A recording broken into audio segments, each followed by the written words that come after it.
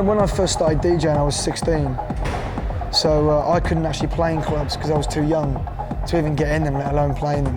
The way around it was for me to do my own parties, basically. I did illegal parties underneath motorway bridges, in derelict houses. I mean, you name it, we did parties everywhere. I mean, and I got caught so many times doing them. And the last time I got caught, the last time I did an illegal party, the police threatened me with all kinds of things. You know, it got to the point where I was having 500 or 600 people turn up. They became legendary in Birmingham, where I live. You know, the tunnel party is what it was called, these underneath a motorway bridge. Both ends of the bridge blacked off with big black dust sheets, generator running, some lights, some camo netting, and then just some big speakers, you know.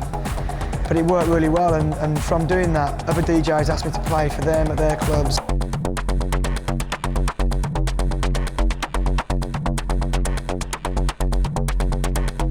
For me, there's two types of music, good and bad. So, I mean, if I play a long set, it'll range from, you know, deep house through to vocal records, tribal, tech house, techno, progressive. You know, I'll go through a lot of different genres, but there's a similar sort of essence to all the records. There's a sound that I keep, something that I like, basically, which a lot of the records have in common.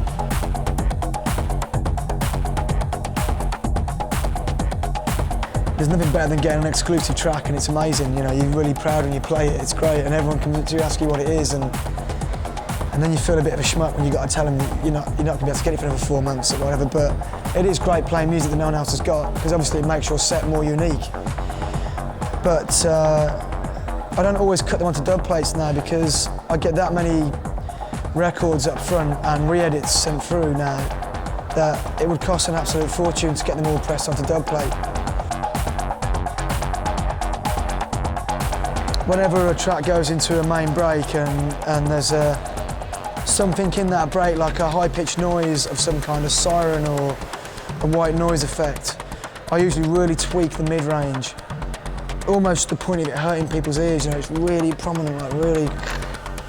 And then as the bass comes back in, just drop it back out, and then you have a real impact point then.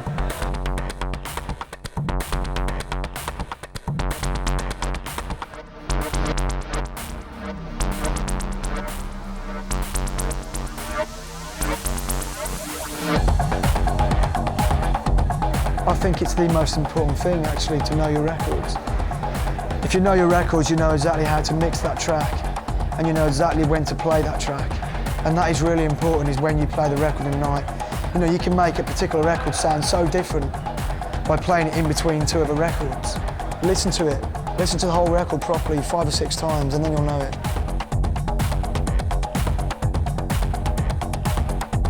The only advice I would give is just really think about what you're doing and try and do something a little different, be a bit unique, and then just give a lot of CDs out.